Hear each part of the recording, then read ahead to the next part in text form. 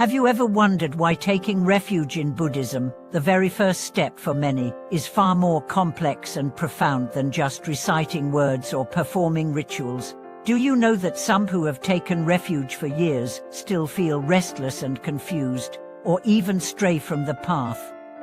Welcome back to the channel. Today, we delve deeply into what true refuge really means, exploring the 3 critical positions that must be firmly established within us. Understanding and embodying these is essential for laying a solid foundation in your Buddhist practice. Many think refuge is merely a formal ceremony or a phrase to say bow to the Buddha, Dharma, and Sangha, and you're done. But true refuge is far beyond that. It requires establishing 3 essential positions within your heart and mind, which support and nurture your faith and practice. The first position is the faith position. Simply put, what exactly do you believe in? Taking refuge is not about worshipping a historical figure or some mystical power, but about believing in the Buddha's teaching, the path of awakening, and the profound truths of impermanence, non-self, and the 4 noble truths. Buddhism teaches us to see reality as it is, understand the nature of life, and move toward liberation.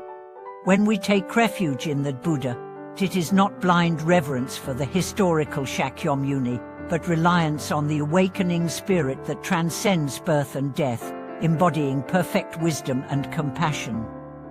The Buddha is the guide who leads us from confusion to clarity. This faith cannot be superficial or blind. Genuine faith arises naturally as we deeply study the Dharma and contemplate life's essential questions. Such faith becomes a strong support, steadying our hearts in adversity. The second position is the monastery position. A monastery is not just a place of quiet but a base for Dharma transmission. Taking refuge in Dharma naturally connects us to the monastery, which preserves and spreads the Buddha's teachings, maintaining the true Dharma path, and providing a refuge and beacon for practitioners.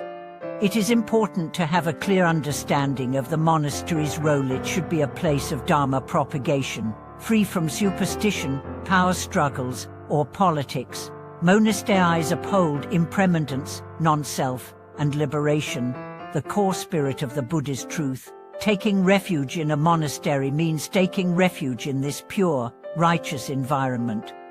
Many encounter problems within monasteries: management disputes, monks' shortcomings, or other conflicts. In such moments, we must remember the monastery is not a perfect sanctuary, it is a vehicle for Dharma. The essence of Dharma does not change because of external imperfections. We should cherish the monastery's role in spreading Dharma and respect the practice environment rather than fixate on appearances. The third position is the Sangha position. The Sangha is one of the 3 jewels and the inheritor and guardian of the Dharma. Monastics practice precepts, concentration, and wisdom, exemplifying the Dharma in daily life. Taking refuge in the Sangha is essential as part of the 3 jewels.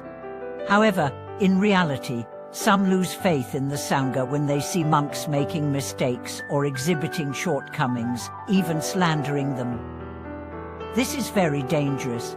Monks are practitioners too, and imperfect, still on the path of cultivation. So they may have faults. This makes them even more worthy of respect and support, because they bear the great responsibility of spreading Dharma and benefiting beings.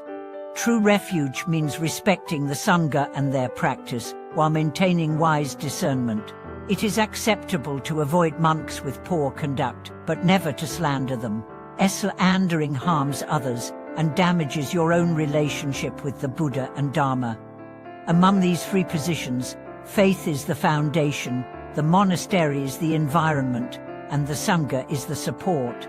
Only by integrating all 3 can we establish true refuge and walk the genuine Buddhist path with correct faith and practice.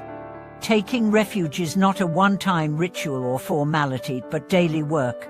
It involves constantly nourishing your heart with faith, environment, and the Sangha.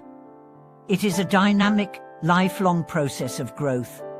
Many Buddhists become confused or lose direction because they lack proper understanding of refuge. Some change teachers frequently because the teaching style does not resonate. Others distance themselves from the Dharma due to monastery conflicts. Some harbor resentment over monks' faults. These all stem from misunderstandings of refuge's true nature. We must deeply realize that Buddhism combines wisdom and compassion, offering a practical path in life. Only by taking refuge as the starting point of cultivation and firmly establishing the three positions can we avoid losing our way and gradually enter the vast ocean of Dharma wisdom. I want to share a real story. A young Buddhist practitioner once misunderstood the meaning of refuge and frequently changed masters and groups, experiencing emotional uppers and downers. Later, under a venerable master's guidance, he realized the importance of relying on the Dharma, not the person. Firmly rooted his faith in the Dharma, learned to respect monasteries and the Sangha, and found a true environment and support for practice. After years of perseverance, she stabilized his cultivation and steadily improved his mind and wisdom. This story teaches us that refuge is not an overnight event or mere formality. It requires patience, wisdom, and firm belief. We each must gradually experience, practice, and grow in refuge. In addition to these three positions, refuge involves deepening understanding of many Buddhist teachings, such as karma and rebirth, the meaning of the 5 precepts and 10 virtues, and cultivating precepts, concentration, and wisdom, as well as developing compassion and loving kindness. True refuge is the cornerstone for all these practices.